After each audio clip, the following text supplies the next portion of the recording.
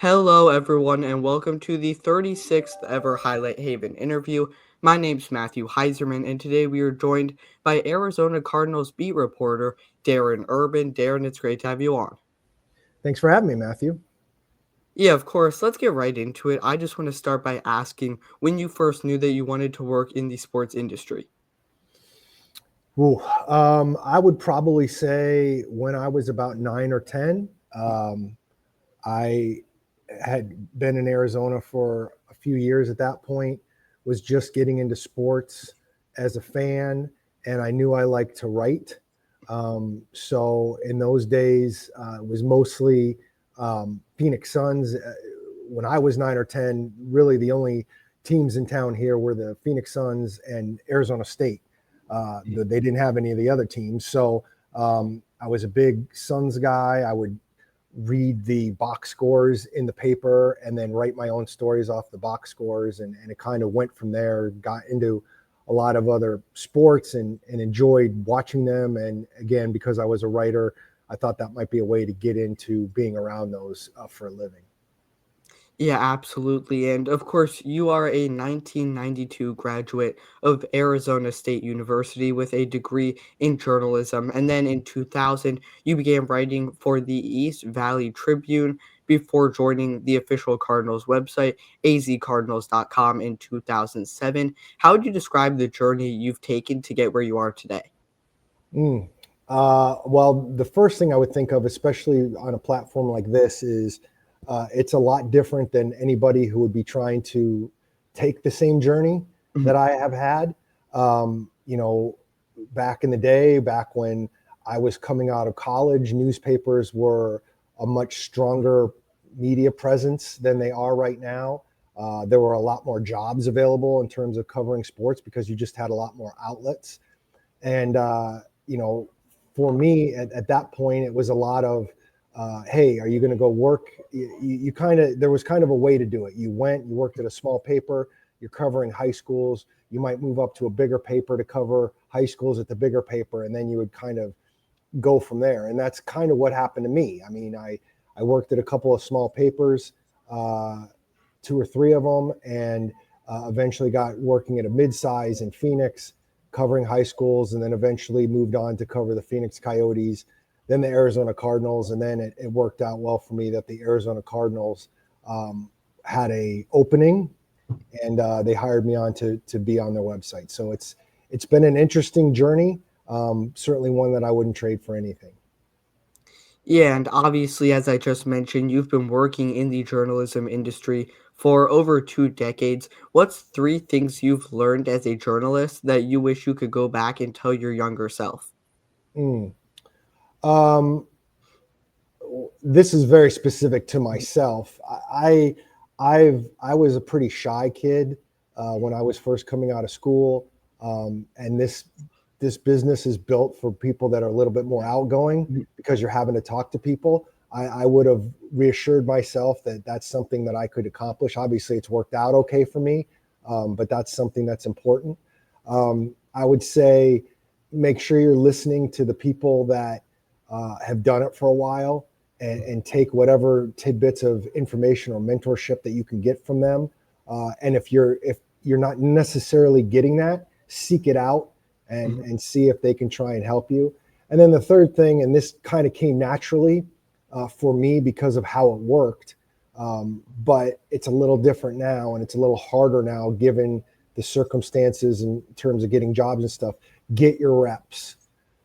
You become a writer and a better writer by writing a lot, and you need to do it. And if you don't have the opportunity necessarily to get a lot of writing done, then you should try and do it on your own. And even if it's just stuff that you're not necessarily going to see published or you're not necessarily being asked to do, you need to get those reps so that you get better. Yeah, I love those three answers. And you are obviously the co host of the Cardinals Underground podcast alongside Danny Surik and Paul Calvisi. How would you describe the connections you've been able to build with those two reporters over the years? It's funny you bring that up because I feel like the chemistry between Danny and Paul and myself has reached a really high level of to do that podcast and to have it be, in my opinion, pretty entertaining for what we're doing. The Underground podcast has been something that we created when I first got here in 2007, and it's had multiple versions and it's had multiple hosts. But I feel like we've landed on one right now that might be the best that we've had, because I do think we have some fun with it. We don't shy away from poking fun at each other, and I think that can be kind of humorous at times. But we all three of us very much know the NFL and this team, and so when we're talking about football, I think you're getting a high level of analysis about this team. So I enjoy it tremendously. You enjoy it while you can. You never know where everybody's paths might take them. And like I said, we've had various ways that we've had Underground and who's been on it and stuff. And some of them, they've all worked well in their own ways. But like I said, I think this one might be the best in my opinion. Yeah, now transitioning into some football. Obviously, we're going to get into some Cardinals talk soon. But first, last night, the Philadelphia Eagles defeated the Kansas City Chiefs 40-22 in the Super Bowl. This marks the Eagles' second Super Bowl victory in franchise history. What were your main takeaways from this matchup?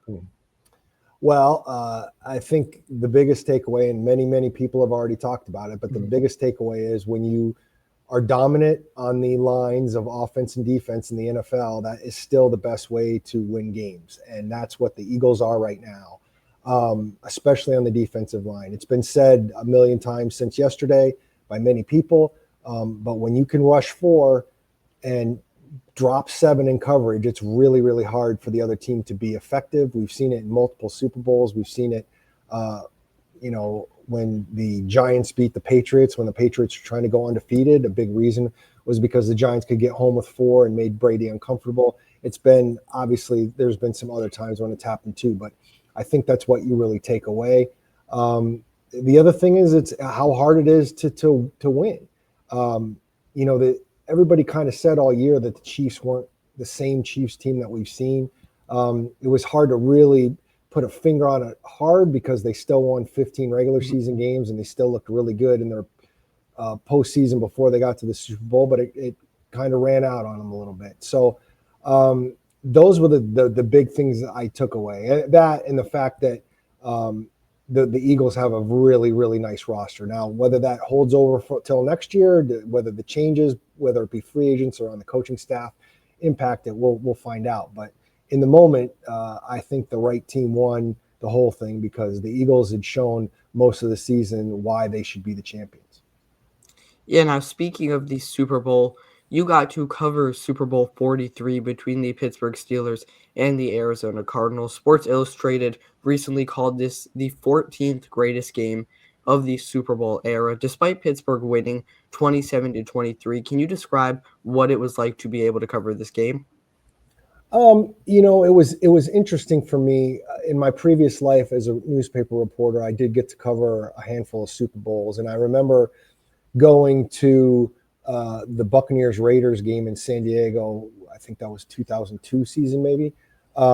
And the Buccaneers had a couple of ex-Cardinals that I knew a little bit, Simeon Rice and Michael Pittman, the running back. And I remember writing a column on at one point that week about how seeing Simeon Rice and Michael Pittman at media day was just so weird because you couldn't picture them doing that in a Cardinals uniform because the Cardinals were so far away from it. And that's one of the first things I thought of when I was going to cover. Now, this was my second year covering the Cardinals in-house for the website. But it was so strange being at that media day and thinking to yourself, wow, like I remember writing that column 6-7 years ago, and now here they actually are on their own media day. So I am picturing them here. And that's one of the biggest things that I remember.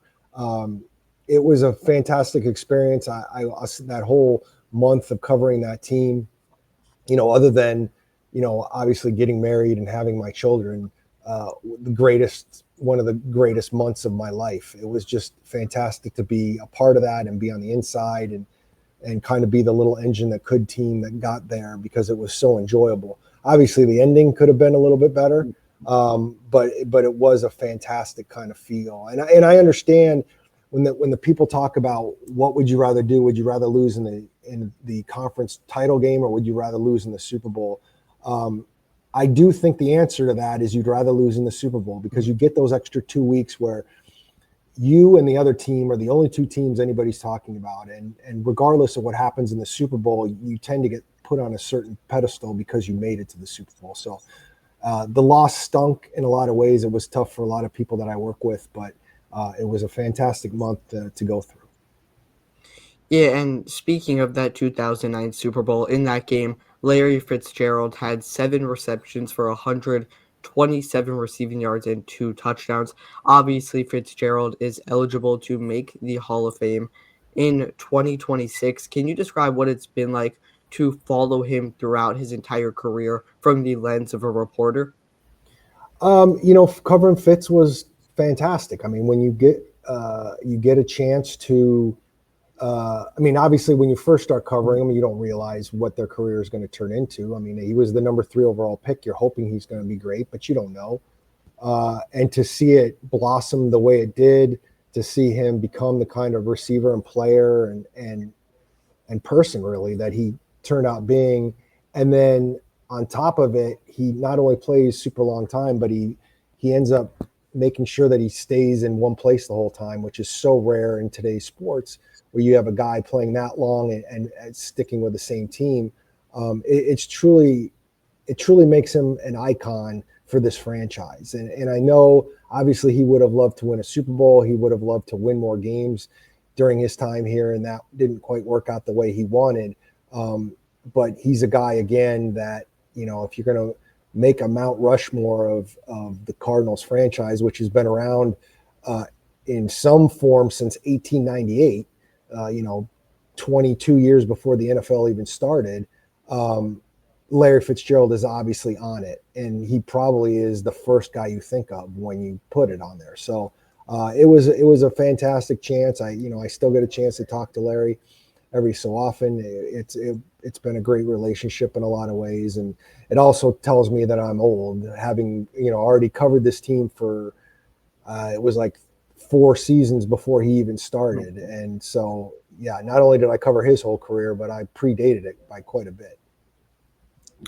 Yeah, now moving over to the current Cardinals team, recently there have been some trade rumors surrounding Kyler Murray. While Murray hasn't necessarily been bad throughout his first 6 seasons in the NFL, he definitely hasn't met expectations as a former first overall pick. What do you think the future holds for Murray in Arizona?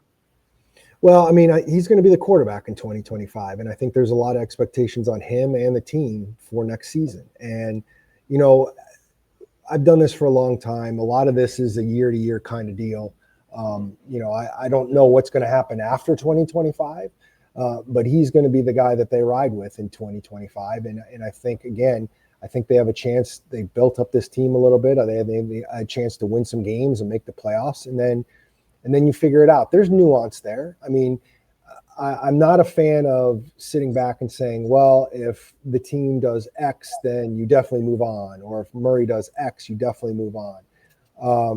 Or you keep him, whatever it might be. I think you need to see how the season plays out, how he plays, how the team looks, and then make smart decisions from there. So what I can talk about is the upcoming season, and he's going to be the guy. And they're hoping to build up the offensive line a little bit more. They're hoping Marvin Harrison can make a big jump in his second season, and they can continue to kind of ramp up where they are with the offense and get some consistency, and then hopefully, make a run not only at the playoffs but win some games there. Yeah, and on February 3rd, it was announced that Cooper Cup will be getting traded by the Los Angeles Rams as soon as possible. Obviously, Cup spent 8 seasons with the Rams, where he amassed 7,776 receiving yards and 57 receiving touchdowns. How will this move affect the rest of the NFC West?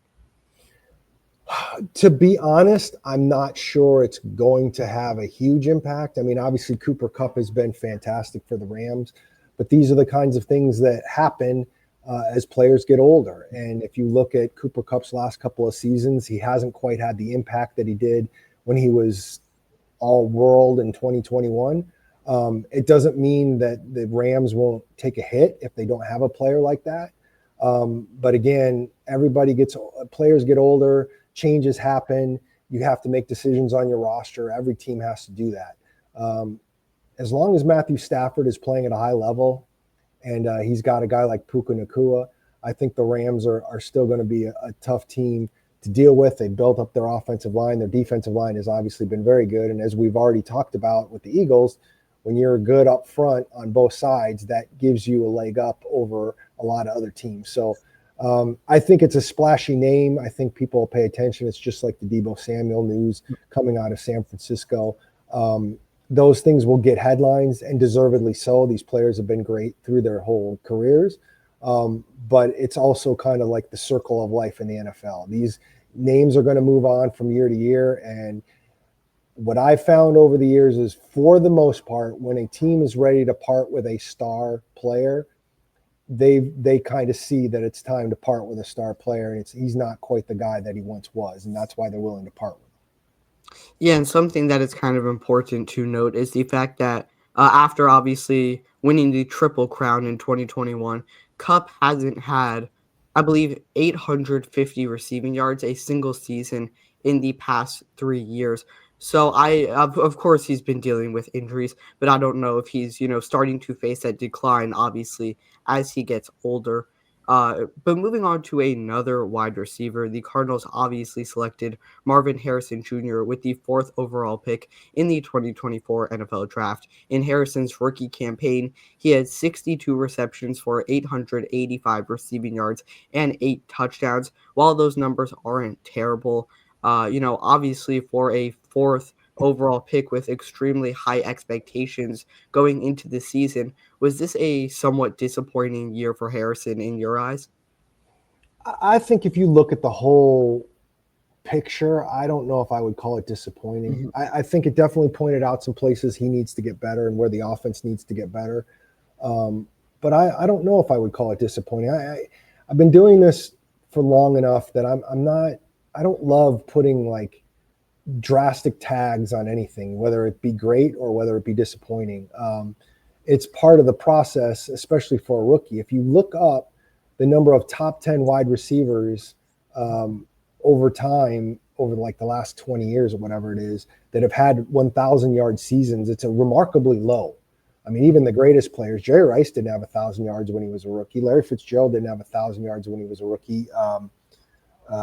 Marvin Harrison Sr. didn't have Yeah. 1,000 yards when he was a rookie. So, again, would you have liked it to be a little bit more consistent? Did you maybe need it to be a little bit more, given that you brought him in and you were basically saying this guy has to be our number one? Yeah, I think that's a fair point to make. But to put that on Marvin or to say it was a disappointing year, again, I hesitate on that. Now, there's going to be, again, when we talk about expectations, he's going to be staring that in the face next year. He needs to make a big jump, as do a handful of players, and they're going to need him to have a large statistical year, and that's the reality if you're going to get picked fourth overall. And I do think he has it in him. I think he came on strong at the end of the season, and I don't think it's going to be an issue next year, in my opinion. Yeah, now recently the Cardinals offensive line coach Clayton Adams left to be the Dallas Cowboys offensive coordinator. What will this loss mean for Arizona next season? Well, they built up a pretty solid offensive line play, and Clayton Adams was obviously a big part of it. But they do have their offensive coordinator still in place. They found a new offensive line coach, not officially announced yet, but it's going to be a gentleman from Ohio State who's got a background, Justin Fry, who's got a background with Paris Johnson. And by all accounts, his strength is teaching the offensive line. And that sounds kind of funny when you're talking about an offensive line coach, but in the regards to college, they were wondering if maybe he wasn't the best recruiter, but he definitely can teach. And I think that's what they need. And again, I don't think I think you can find offensive line coaches that can teach guys well. Now, you got to hope you get the right guy, but it'll help too if you have guys like Paris Johnson and Yelda Froholt, guys that have been here and, are experienced and know what's going on. And I think you can continue to level up as an offensive line, even with a coach. I mean, coaches are going to change, Mhm. and you can't blame Clayton Adams for wanting to get a promotion to be a coordinator, and you've got to be ready to make that change if necessary and make it work. Yeah, and the Cardinals have made some major changes to their coaching staff recently, hiring Christian Garcia as their new inside linebackers coach. Another big addition was adding Winston Dare as their defensive line coach, and as you just mentioned, Justin Fry as their new offensive line coach, even though it's not official. Fry did coach Paris Johnson Jr. during his time at Ohio State. How would you grade the Cardinals' recent coaching additions? Oh, you know what? I'll be honest, Matthew. I couldn't even begin to do that. Mhm. We're a long way from actually being on the practice field, and I haven't had a chance to talk to anybody yet. Again, like you noted, they haven't even announced officially these guys coming in. So that'll be something you kind of get a sense of as we go and as they get on the practice field in the off season. I know this.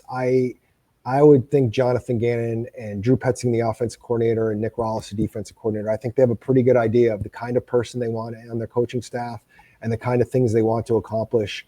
And, for lack of a better term, I'm going to use the cliche. I'm sure they cast a wide net in terms of guys that they wanted to look at. And as Jonathan Gannon said at the end of the season, you always kind of have a ready list of guys in case you lose somebody or whatever. You have guys that you might want to look at. So my guess is they've already had given much thought to, if X leaves, who would we necessarily bring in? So there's been thought given to all this, and I'm sure they're bringing guys they think are going to be very effective, and then we'll see how it plays out on the field.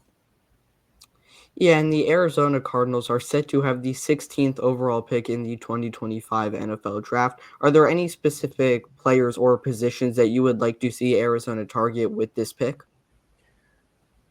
I don't know if I would say I would like to see them. I suppose it would be me, but I think when you look at how Giamatti Asafork kind of looks at the game and looks at his team, I think ultimately I'd be surprised if the first pick doesn't go to a lineman, whether offensive or defensive, depending on who's on the board and who rates the highest. I think both those spots are spots that they want to get better.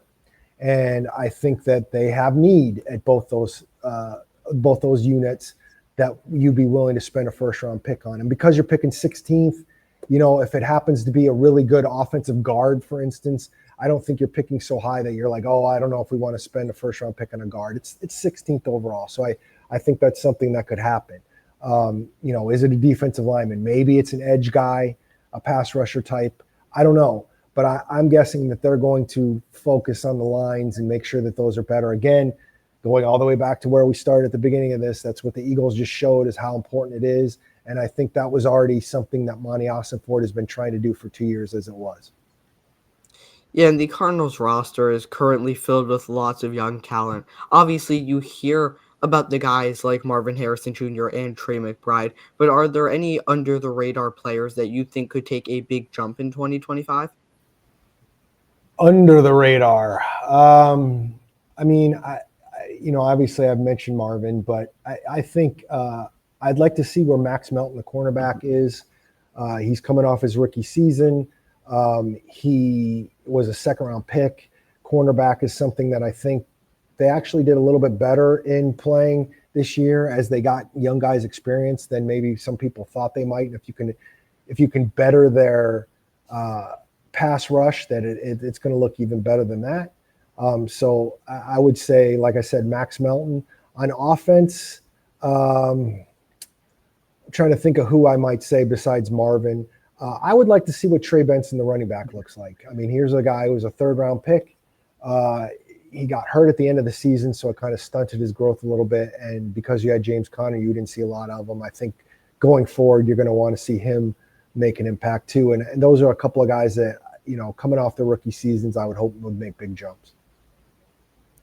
Yeah, and there are obviously some big names entering free agency this year, such as T. Higgins, Khalil Mack, and Javon Holland, just to name a few. This kind of goes with the draft question that I just asked, but are there any free agents that you would like to see Arizona go after this offseason?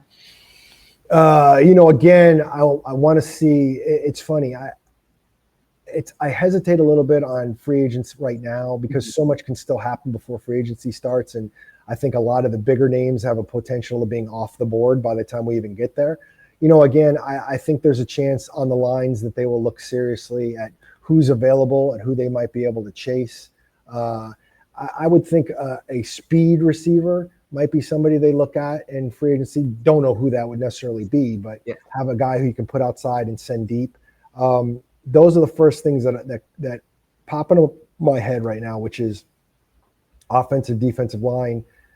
With a defensive line, maybe pass rusher. It could be interior guy, but maybe pass rusher, and then a speed receiver. Those are the spots that I really think uh, come under the spotlight a little bit. Yeah, now I do have one final question to ask before we wrap things up. If there was one piece of advice you could give to an aspiring sports broadcaster and journalist like me, what would it be? Other than what I already told you, Matthew, which was Yeah. again getting your reps, which obviously Mhm. you're doing a fantastic job of doing some of that already, which I'm impressed with. Um, I think my biggest piece of advice is never get discouraged. Keep trying to find your ways in. This business, in my opinion, is tougher than it was when I first got into it because of the kind of the changing media landscape and the shrinking jobs. But I think there's a place for talented guys and women, and so I think that keeping that drive going is important. I think starting at a young age, I do think helps. Make sure you keep your contacts up, and when you talk to and meet people, make sure that you keep that up. And again, be driven to do something because people will notice at some point, and you'll find your path. Yeah, I really do appreciate that. And I can't thank you enough for coming on. Is there anything else you want to say to the people watching before we wrap things up? No, just other than I'm impressed with such a young kid like yourself doing something like this. And once I like to help out younger people that are trying to do it because I know as a young person, it's tough to kind of get going. And for you to have that kind of drive at your age to be able to reach out to people that might be hard to talk to or even ask questions of sometimes I think is impressive. Yeah, I really do appreciate the support. And where can the people watching find some of your work? You can go to my website, azcardinals.com, or I'm on X/Twitter at Cards Chatter. Yeah, again, big thanks to Darren Urban for being the 36th ever Highlight Haven interview guest. And as always, we will see you next time.